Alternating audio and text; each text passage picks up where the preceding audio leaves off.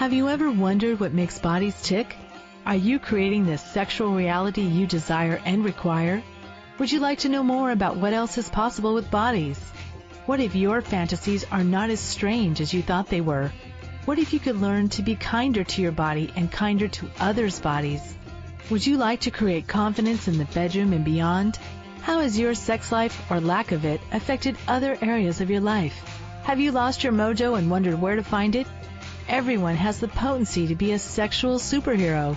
Get ready to listen, sense, and play with the sexualness that is you. Now, here is the host of The Pleasure Zone, Body Whisperer, Milica Jelenic. Hello, everyone. Welcome to The Pleasure Zone. I'm your host, Milica Jelenic, and today I'm coming to you live from Toronto. I usually come to you live from my bedroom in a little small town, and today I'm coming to you live from Toronto. So one of the things actually that I do for generating an income and creating harmony and peace on the planet is that I work on people's bodies. I do some energy work called the bars. I do a lot of other body processes, and I also do something called the mitzvah technique, which is a type of body work that movement. I move your body to create more ease and through the skeletal system out. So that's what I got to do today. I was playing with bodies and also, creating more ease energetically and through verbal processing in people's lives.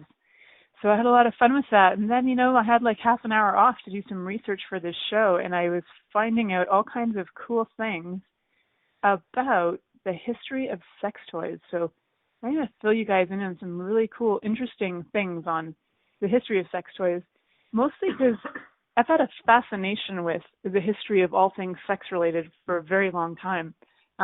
So I would just randomly read things in, library textbooks, growing up, and just like curiosity about all of that stuff. Like, don't even know where that came from. Perhaps I was like one of the original inventors of dildos for all I know.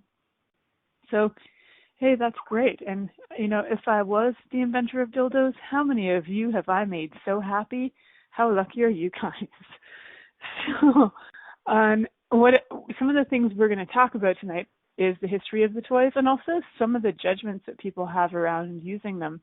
And that, what if you added some toys to your toolbox? Literally, you know what I'm saying? So what if you chose that, and how much more fun could that be for you and for your body and whoever you're playing with, all your playmates too, to create some ease for them too, to have more fun and more joy. So I actually chose this because I had like a fraxillion points of view about, like all kinds of things like vibrators. I never actually chose them because my point of view is I like human contact best. So I had a lot of points of view about it. So it's funny because it's like, how much fun can it be to even receive from technology? And as I started to actually allow myself to receive from things like computers to make my life easier, to create more ease in my business, I started to look at all other kind of technologies that I was refusing.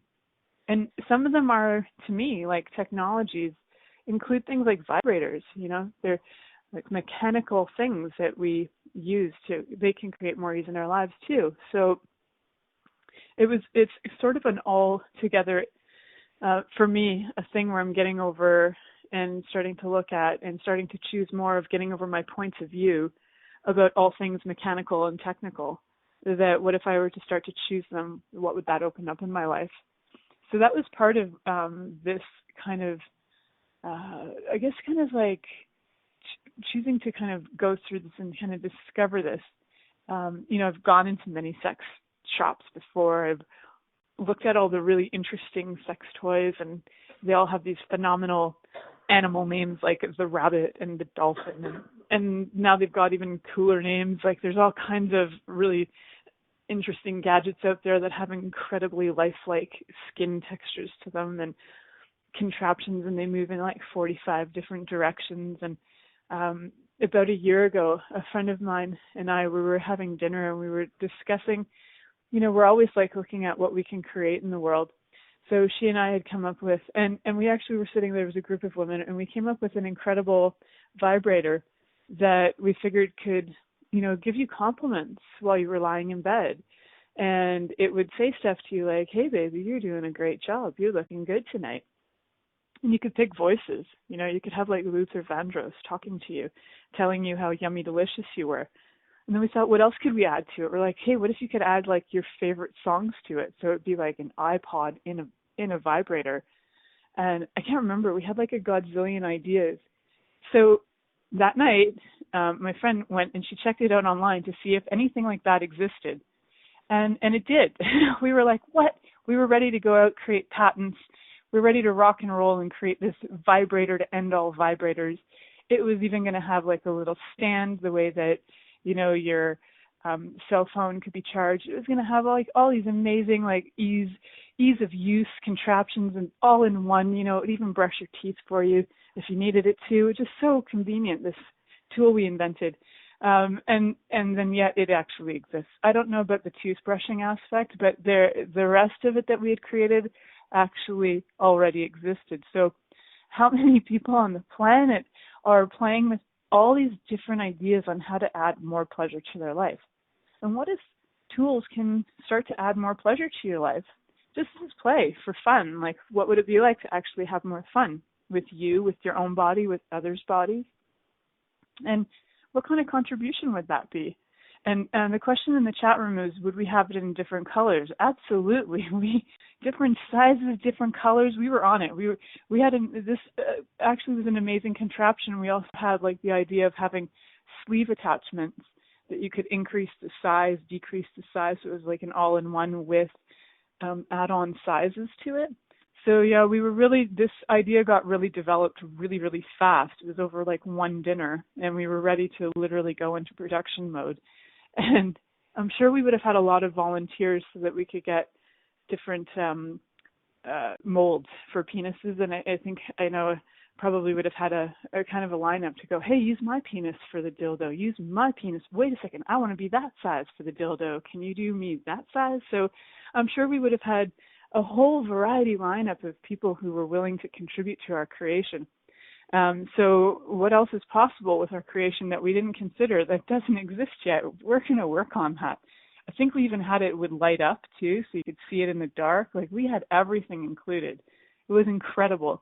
So in so many different ways, those things already exist. And so I thought, well, that's interesting. So here we are creating something that already existed. And all these sex toys that are out there they're mimicking body parts. So they're all things that have already existed. We're just recreating them in different ways. So there's so many things in our lives that we just, they already exist somewhere in nature, and we recreate them in our own way to kind of create a convenience with them.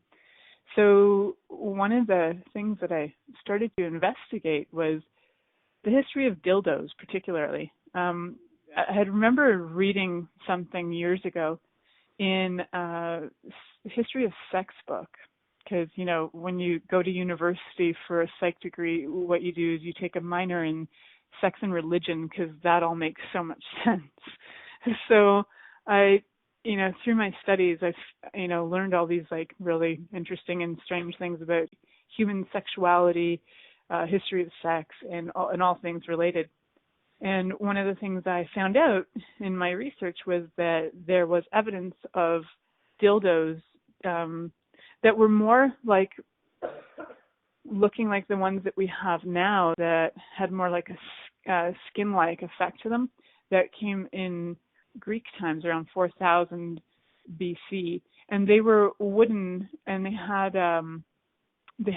were wrapped in leather.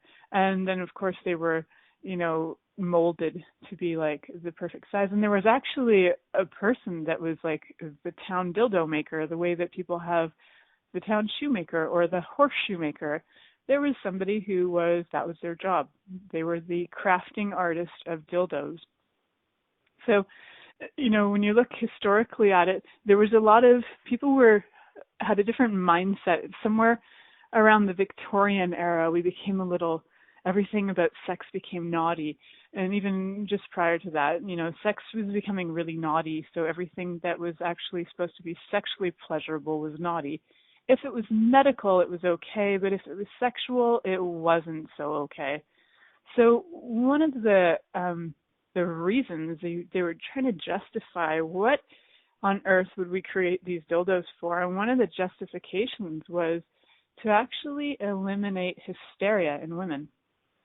So hysteria was pretty much wherever they considered that women's attitude, behavior, or personality, or their demeanor was not the way they were normally. So that must mean that they had they were going hysterical, and it all had to do with having to have their internal organs, their reproductive organs stimulated, because without that, they would go nuts.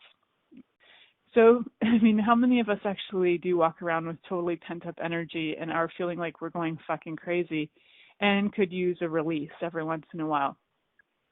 Well, the beauty of it is 130 years ago, in the 1860s and onward, even into the early 1900s, you could go to a doctor for that. Because guess what? It was a medical diagnosis to have hysteria. And the treatment? Lucky women out there, hopefully those doctors were good looking and extra skilled. You could go to a doctor and he would masturbate you. And he would also, in any way he could, in order to have you have an orgasm so that you would no longer be hysterical. I can't even imagine how many women would line up just claiming hysteria to some super good looking doctor. Oh, I've definitely got an issue, doctor. And I probably, knowing me, I'd have that hysteria issue at least 3 or 4 times a week and be, exchanging my chickens in trade for hysteria treatments. So how lucky were those women then?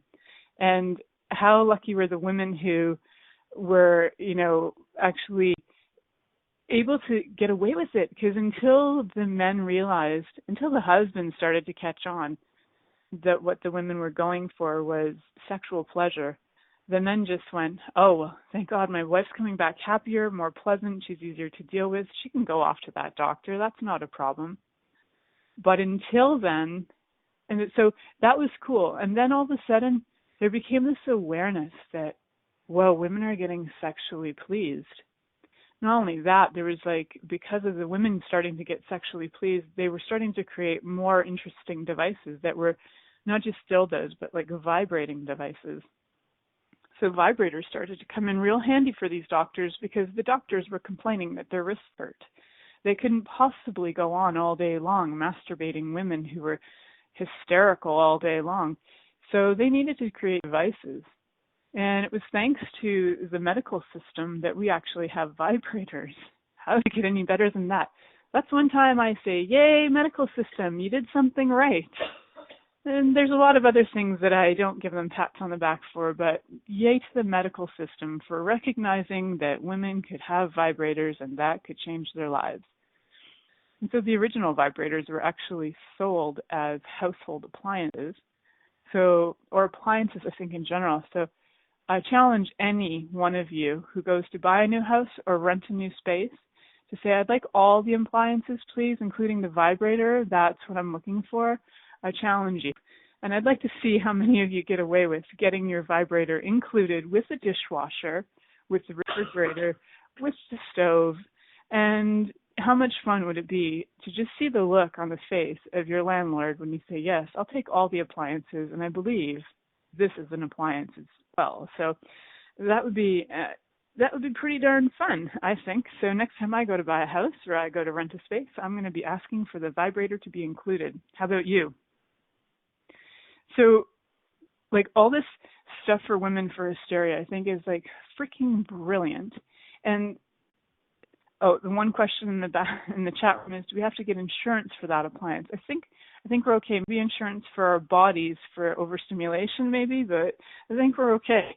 And I think we can also ask for somebody to come, the repairman, to show up to show us how to use it. That I think should be also included in the contract lease, and you can describe how you'd like the repairman to look as well, so that it's a greater contribution to the use of the tool and the item itself, because you want to make sure you're totally efficient with your appliances. You don't want to mess around with them. You want to make sure you've got your instructions correct, insert, turn on, good to go.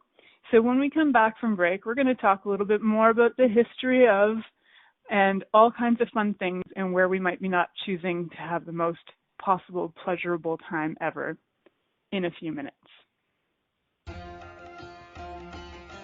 Many of us have created a lot of limitations around sex and what we are willing to choose. Would you be willing to explore what has already been introduced as sexual practices on this planet? What else is possible beyond what we have already seen, heard, or thought of? What if now is the time for a totally different sexual revolution? Taking the taboo out of all aspects of sex, sexuality, and copulation. By tuning into the Pleasure Zone radio show with body whisperer Milica Jelenic, you'll receive tools, inspiration, and a foundation to allow yourself to receive more in your sex life, and quite possibly other areas of your life as well. Listen for The Pleasure Zone with Milica every Monday at 8 p.m. Eastern Time, 7 p.m. Central Time, 6 p.m. Mountain Time, and 5 p.m. Pacific Time on a2zen.fm. What would you say if I told you that you could change your life in only 1 hour and all while lying down relaxing? Thousands of people all over the world have. What am I talking about? It's called Access Consciousness, the bars. The bars is an energetic body process that contains 32 different points on your head that, when run, assist you in releasing decisions about any area of your life that you have made solid and as a result cannot change. The bars is the first class in Access Consciousness, a dynamic set of tools and information designed to transform any area of your life. When you have a bars session, the worst that can happen is you feel like you had a fantastic massage. The best thing that can happen is your whole life could change. Go to accessconsciousness.com today to find a facilitator, to schedule a private session, or to find a bars class in your area. Are you willing to give yourself an hour to change your life?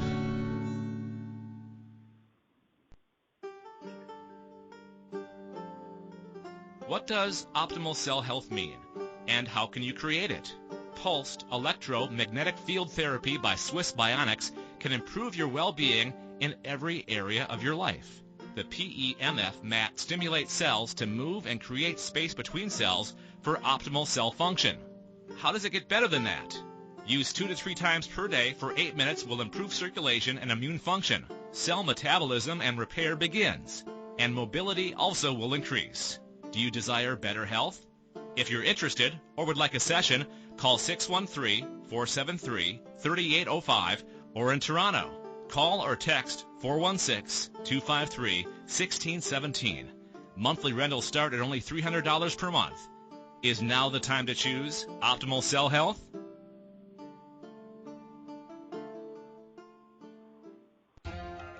This is The Pleasure Zone with body whisperer Milica Jelenic. To participate in the program today, please call us in the U.S. Call 815-880-8255-TALK or Canada 613-800-8736. Or you can Skype us at a2zen.fm. You can also make the choice to ask for comment by email by sending to Milica at milicajelenic.com. Now, back to the program. Welcome back to the Pleasure Zone. I'm your host, Milica Jelenic, and today we're talking about adding toys to your toolbox for pleasure. So one of the kind of reasons, because I had to justify why I would possibly do a show about sex toys on a sex channel, like sex show, I had to justify it. So part of it was so that I could actually get over my points of view about having them and using them.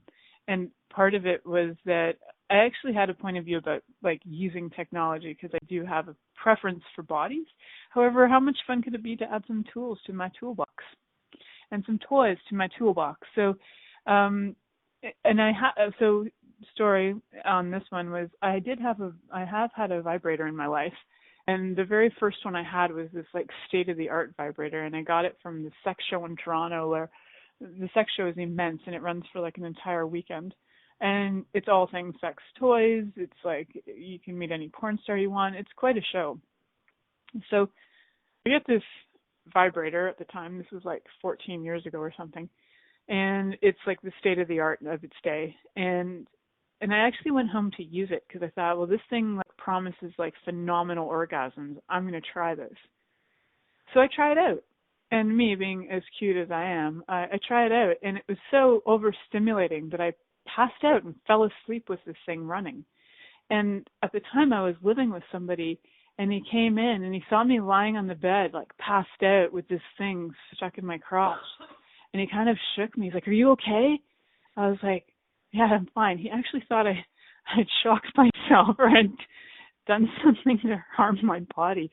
So, wow, that's what vibrators can do to you. They can shock people. So, fair warning, take it out if you're going to fall asleep with it running. Just that should actually be on the package. Take it out if you're going to fall asleep with it running, just so that the person you're with doesn't think that you've been electrocuted. So part of my adventures in sex toys led me to all kinds of investigation, just because I'm curious, and because investigation of sex toys is fun, so that's what I was choosing. So I was curious about other sex toys, because dildos are not the only sex toy out there, in case you guys weren't aware of that. There are lots of sex toys out there. There are sex toys that I remember seeing for the first time, I was like 19, walking into a sex shop, and the very first time I saw anal beads, I was first shocked, and I wasn't really sure what to say about it to the person I was with. I thought, I'll just pretend like I know what these are. I'm just going to pretend like I know what to do with these things. And I just kind of stared at them for a while. And luckily, he was more ballsy than I was, and he's like, "So exactly how do you use anal beads?" I was like, "I don't know, so let's ask the person." Then we found out we got an education in anal beads. If any of you guys would like that education, aside from the show, I can give you the lowdown. If you're already aware of how to use them, awesome, because, at 19, I wasn't aware of how to use anal beads. I have to actually say I've never used them, but I was curious, and they looked so jewelry-like and pretty that I was almost compelled to wrap it around my neck and wear it as like a necklace. And then I, realized that that's just not where they go. So, wow, that would have been an awkward moment, walking into some kind of gala or some kind of event that I was supposed to work at with anal beads wrapped around my neck. And I'm glad I didn't choose that, because that's something I would have done. And for those of you who know me, I so would have walked around with anal beads thinking it was some pretty jewelry. So one of the other things that I was curious about is what other sex toys? So, we've got men also like to be pleasured with things, right? Don't they? Right, guys? So there are all these other things that were substituting women. And back in the day, there were, I think it was pirates. Let me double check. Or sailors. Well, we'll call them pirates because, pirates make our sailors. They're just way more fun. And in the, way back in the day, they created these rag kind of structures out of, they were kind of just old rags, right? And they made them into this sort of curvaceous looking body. And apparently back in the day, in the 17th century, French sailors created this thing, and they called her the Dame de Voyage. And so she was actually used as a masturbation tool for men. I can't even imagine what kind of a mess those things ended up looking like by the end of that voyage.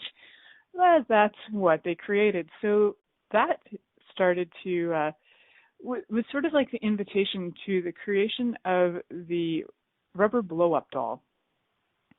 And a doctor actually created he became known as a doctor, I suppose, known as the rubber doll maker, with, the famous one with the open mouth and all the open holes for easy access. So she was created when there was access to rubber and things, which was in 1904. So that was kind of cool. Somebody said, wait, that's a rubber band man. Could be. So there's all these other crazy contraptions that have been created. There was also the creation of what was that called? Butt plugs. They came out in 1800s. They were originally used as a medical device. Naturally, most of these toys were used as medical devices. And one of the things it was used for was mostly to kind of help people get rid of, hemorrhoids, or what people call piles.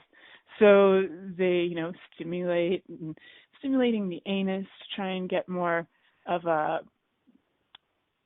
and all the rectum, so that it would not actually have all the problems that would come out with having no stimulation in that area. Create some ease, make those muscles a little softer.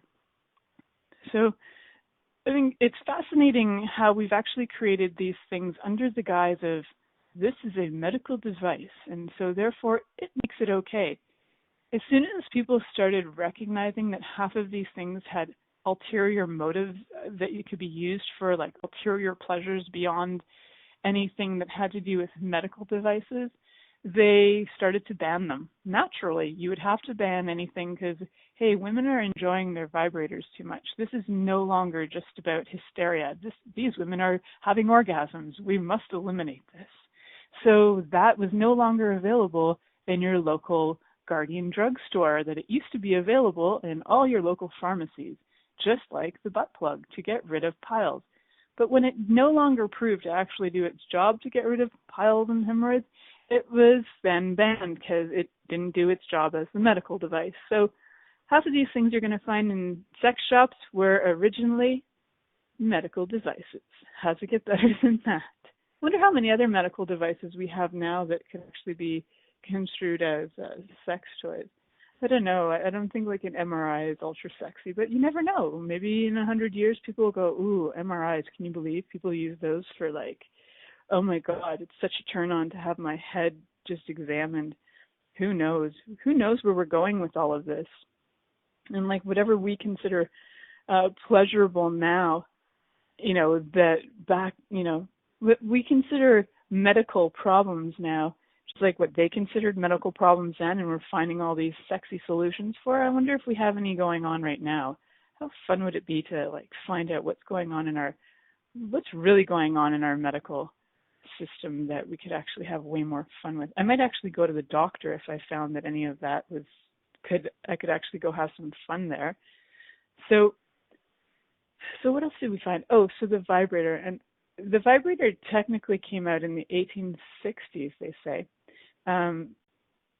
However, one of the things that I liked was a sort of not totally confirmed sort of idea that Cleopatra had this device that was, I think it was made out of a gourd, some kind of dried vegetable, that would be inserted in her vagina, and then they would stick crazy angry bees inside of it to vibrate it. So these people were ultra freaking creative and unbelievably thinking outside the box. So how and where have we made sex so in the box that we're not creating outside of the box? And how many of you out there have phenomenally crazy, interesting ideas where you're like, that's just so insane? Well, what if your insane idea could actually contribute to pleasure in bodies, in your body? And would you be willing to find out what that crazy, weird thing is? I remember hearing all these weird things in high school about, so-and-so used a candle. Can you imagine? And it's kind of like now, it's like, oh yeah, people shove all kinds of things into their body parts. And, back in the day, there were all kinds of farmers who just didn't have the money to go out and pay the local Greek man to make that wooden statue covered in leather and make it oh so pretty. So a cucumber would do just fine. In a lot of cultures, they didn't have phallic symbols that they were making out of wood or bone or anything like that. And so they were using vegetables. And I wonder how much that contributed to their cuisine. So we have, a lot of things that are just regular kind of things that are hanging around your household that might actually bring you pleasure. So look around, see what you've got. What would be fun to play with? I know, I just asked a really weird question, and I challenge all of you guys to look around where you are and see what in that space or what in your home could bring you pleasure that you never considered to bring you pleasure. Would it be fun to, play with a wine glass? I saw a really crazy movie where somebody used a Coke bottle as a sex toy. That fascinated me. I was like, wow, never considered it. There's so many things we never considered that would actually possibly bring us pleasure. So for all of you out there who, have these things and you think, oh, that's just ultra too kinky or too weird, and who could I ever ask to try that, or even would I even do that to myself? What if you do? What have you got to lose? What if your biggest ask is to ask you if you'd be willing to do that for yourself? we had a show with Melanie Clampett a few months ago about the big ask, and that was really about asking other people about your biggest fantasies. So all the biggest fantasies you have, are you willing to actually pull them off on yourself? How much fun would that be? So would it be fun to use anything and everything that is, a shape that intrigues you, that feels good? Or where would you put it? What would you do with it? How much fun can you have with it? I think I've gone over time. So when I come, we can go to break. And when I can't believe I just stopped at when I come. So, okay, we'll just go with that. When I come, and then we go back to break, we'll talk more about sex toys and all things fun.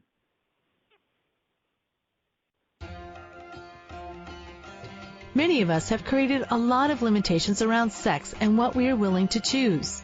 Would you be willing to explore what has already been introduced as sexual practices on this planet? What else is possible beyond what we have already seen, heard, or thought of? What if now is the time for a totally different sexual revolution?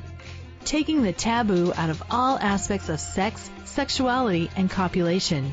By tuning into the Pleasure Zone radio show with body whisperer Milica Jelenic, you'll receive tools, inspiration, and a foundation to allow yourself to receive more in your sex life, and quite possibly other areas of your life as well. Listen for The Pleasure Zone with Milica every Monday at 8 p.m. Eastern Time, 7 p.m. Central Time, 6 p.m. Mountain Time, and 5 p.m. Pacific Time on a2zen.fm. What would you say if I told you that you could change your life in only 1 hour and all while lying down relaxing? Thousands of people all over the world have. What am I talking about? It's called Access Consciousness, the bars. The bars is an energetic body process that contains 32 different points on your head that, when run, assist you in releasing decisions about any area of your life that you have made solid and as a result cannot change. The bars is the first class in Access Consciousness, a dynamic set of tools and information designed to transform any area of your life. When you have a bars session, the worst that can happen is you feel like you had a fantastic massage. The best thing that can happen is your whole life could change. Go to accessconsciousness.com today to find a facilitator to schedule a private session or to find a bars class in your area. Are you willing to give yourself an hour to change your life?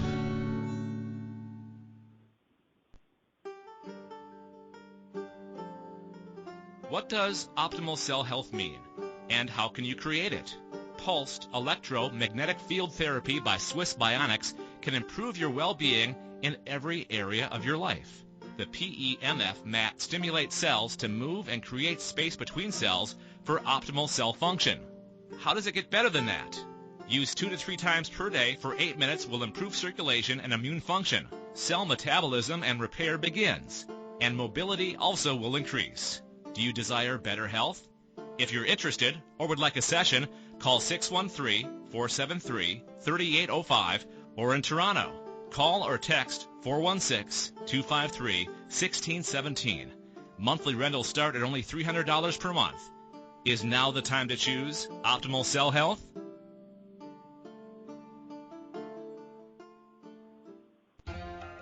This is The Pleasure Zone with body whisperer Milica Jelenic. To participate in the program today, please call us in the U.S. Call 815-880-8255-TALK or Canada 613-800-8736. Or you can Skype us at a2zen.fm. You can also make the choice to ask for comment by email by sending to Milica at milicajelenic.com. Now, back to the program. Hello, everyone, and welcome back to The Pleasure Zone. I'm your host, Milica Jelenic, and today we're talking about adding toys to your toolbox. How much fun can that be? So while we went to break, I have these incredibly intuitively psychic friends, and one of them just sent me a Skype message, text, to say that he had just had the most incredible sex of his life, and I have to high five him on that. I love that I get reports from people on the best sex ever that they've had. And so, yeah, he was pretty darn excited. He might actually call in. Maybe he'll talk about it. So one of the things, too, I was looking at as I was going to break was some of these other cool inventions, historical inventions. And one of my top favorites is the cock ring, because I like to say cock ring. Actually, I have a funky, weird story about that. I used to work with people who were from war amps, which is like where people have lost limbs and stuff. And I worked with a fellow who had lost his hands. And so, I'm like 20, I'm naive and silly and horny. And I just asked him, so like when you get married, where do you put your ring? Do you just have a cock ring instead? That's my joke for the night. And that was my joke for the day. Luckily, he was totally cool. And he didn't think I was totally sick bitch or anything, which I am, but that's cool too.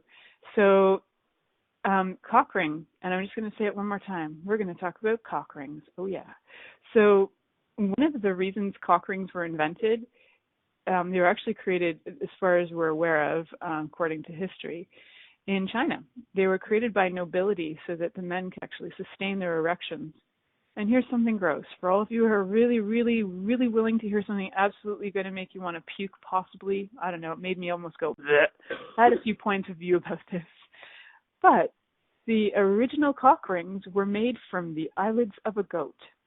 And they kept the eyelashes still intact to keep the wearer from actually being able to have pleasure. It just kept him going for hours and hours and hours.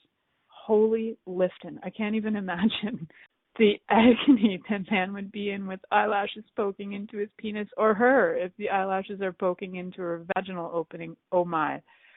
So, wow, that was educational.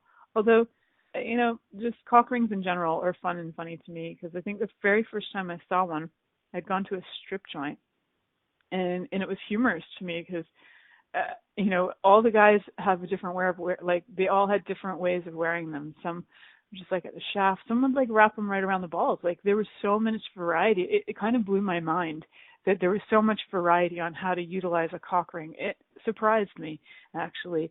And at first I was like, what is that?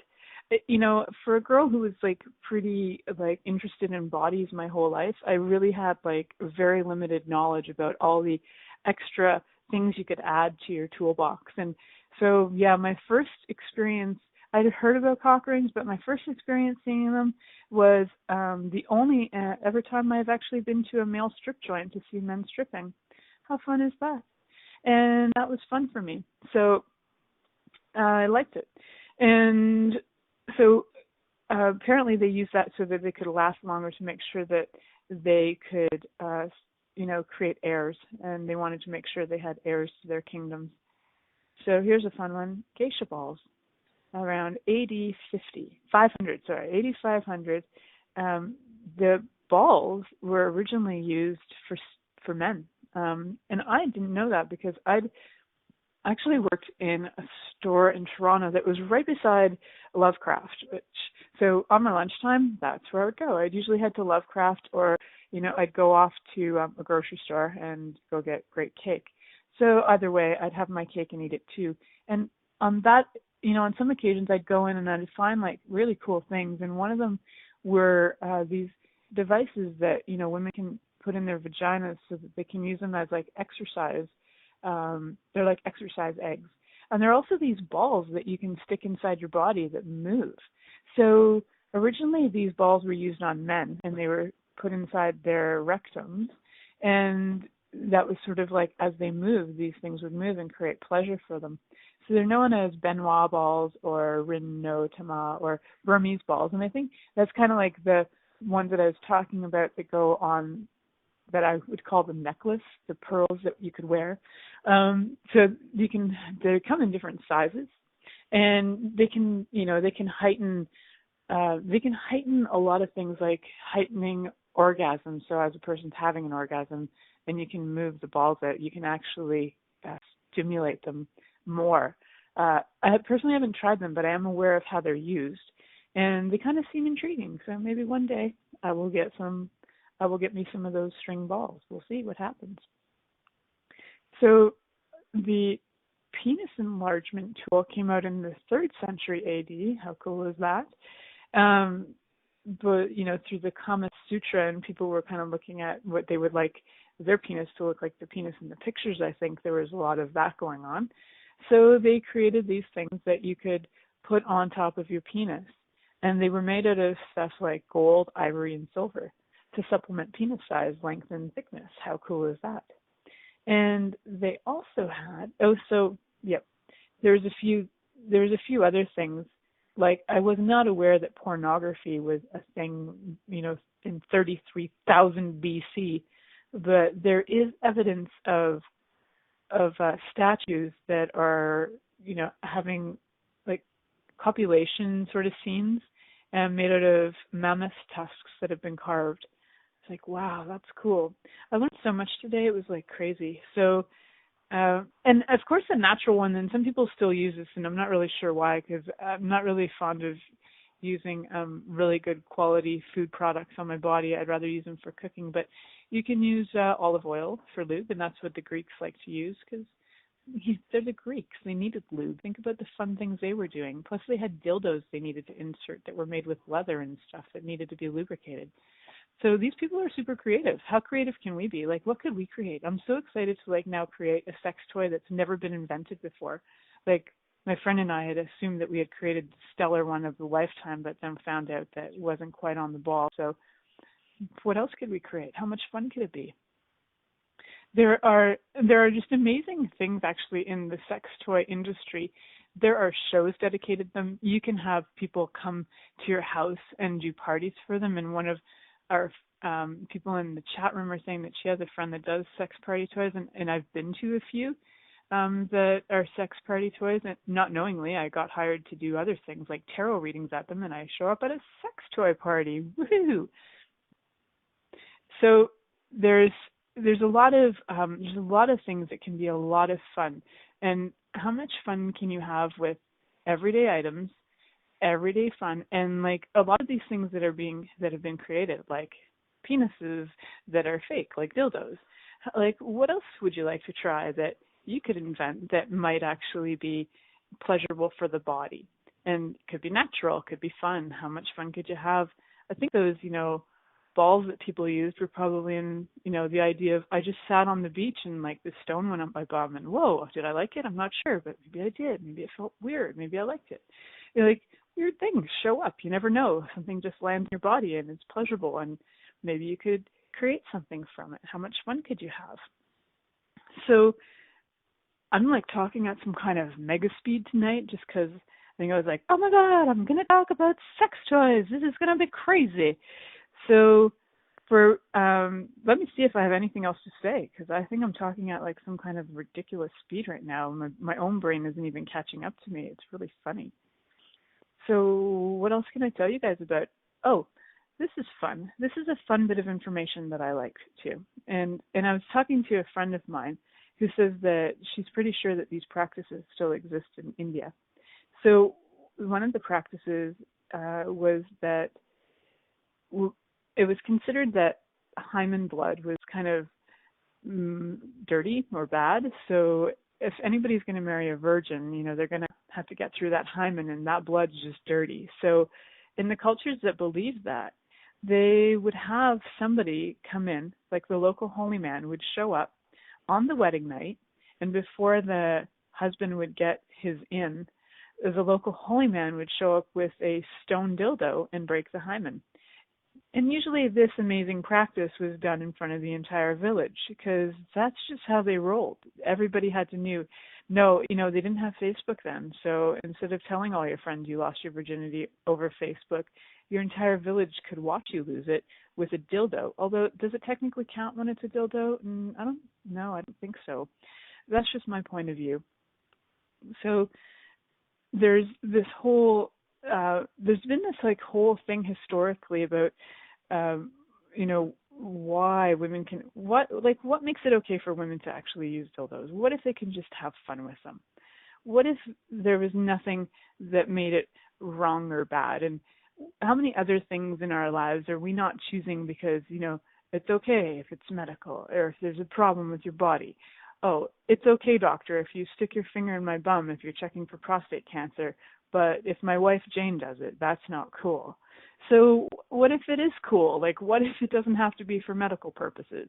What if your body really enjoyed it? And would you be willing to explore things that maybe the doctor only does for you, or parts of your body that have never been touched? So here's an example. So you have a vibrator, And, you're assuming that all vibrators are supposed to only be used on certain openings. Like you can go in your vaginal opening, it could be used on your clitoris, or it could go in your anus. But have you ever tried to put it anywhere else? Like, have you tried to put it in your mouth? How much fun would that be?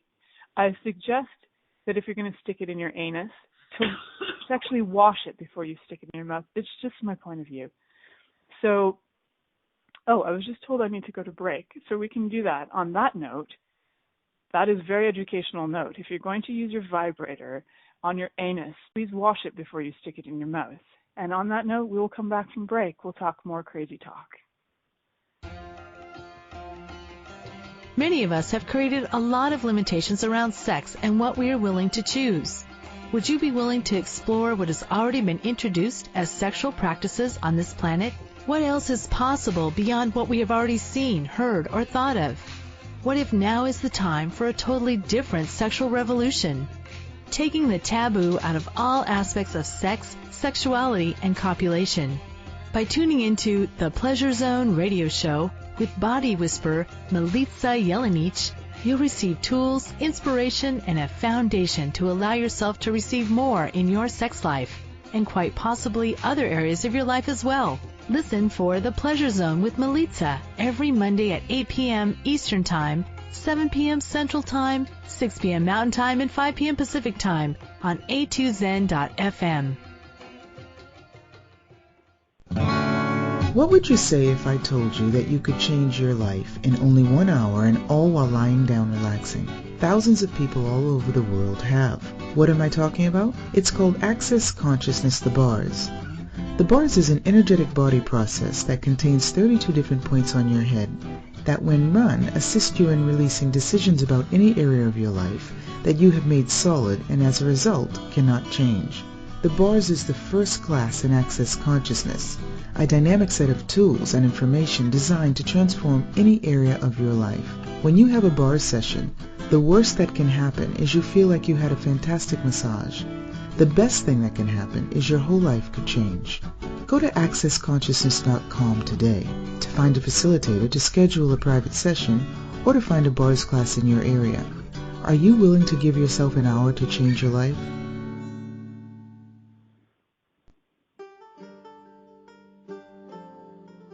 What does optimal cell health mean, and how can you create it? Pulsed electromagnetic field therapy by Swiss Bionics can improve your well-being in every area of your life. The PEMF mat stimulates cells to move and create space between cells for optimal cell function. How does it get better than that? Use 2 to 3 times per day for 8 minutes will improve circulation and immune function. Cell metabolism and repair begins, and mobility also will increase. Do you desire better health? If you're interested or would like a session, call 613-473-3805 or in Toronto. Call or text 416-253-1617. Monthly rentals start at only $300 per month. Is now the time to choose optimal cell health?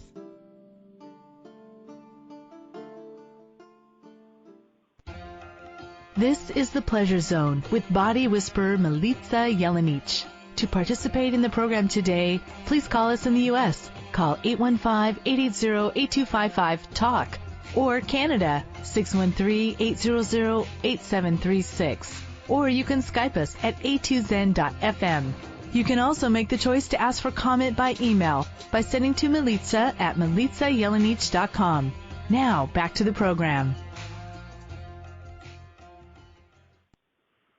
Hi, everyone. Welcome back to the Pleasure Zone. We have like 5 minutes left, just less than 6 minutes left.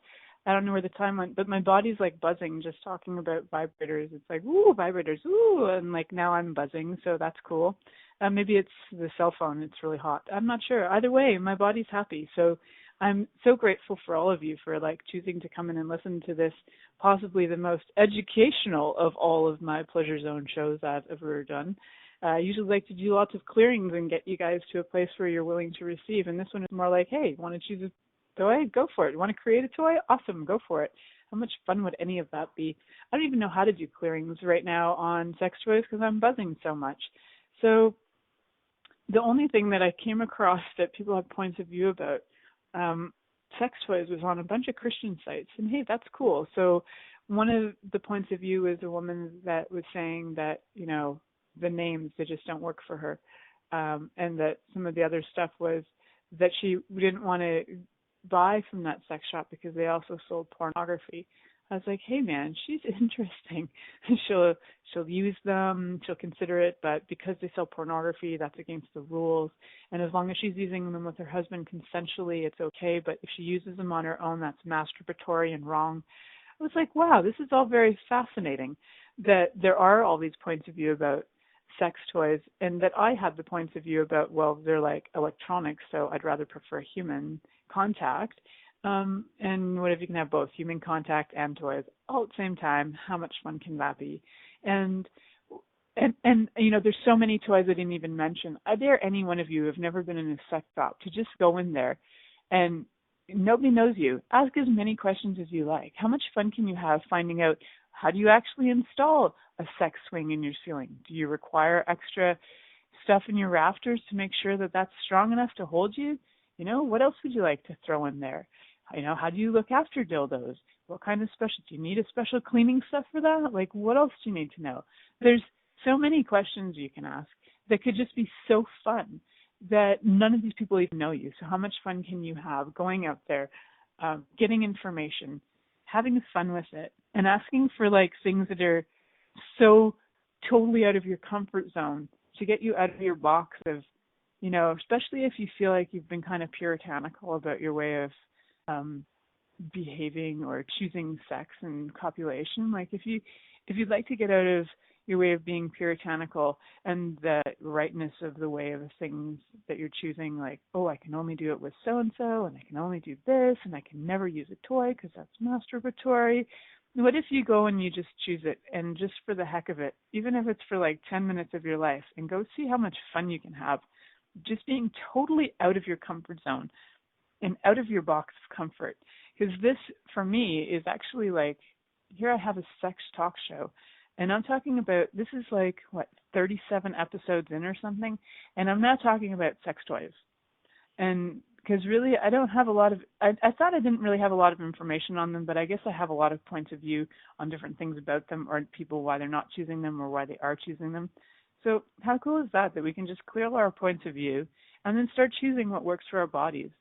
And here's some fun. Go to the sex shop and ask your body which vibrator or which dildo would bring it the most pleasure, and which vibrator or dildo is going to bring it money. Because how much fun can you have asking sex toys questions to actually enhance your life?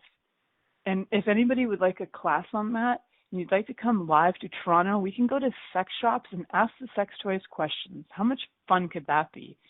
Hey, body, if I buy that sex swing, what will my life be like in 5 years? Hey, body, if I take that home and install it, what will my life be like in 5 years? So how much fun could you have just like asking the toys questions and choosing which ones work for you? Because so many people will just buy them. And like me, with that one that made me fall asleep, I didn't ask that thing any questions. I just heard that that's the most stellar vibrator on the planet. I had to try it. It had like every gadget that could stimulate everything possible in my nether regions. It would stimulate my vagina, my clit, my anus all at the same time. And it just overwhelmed me. I didn't ask my body, hey body, would this really work for you? I didn't have those questions at the time. So when you go to choose toys, ask your body if it would nurture it, would be fun for your body, what would it like? And all of those questions, because it can be so fun. You can have so much fun with it. With 30 seconds to go, I want to let you guys know that there are some amazing classes happening in Toronto. And a friend of mine, Christine, is doing a foundation and level 1 class, which is you have a prerequisite of bars.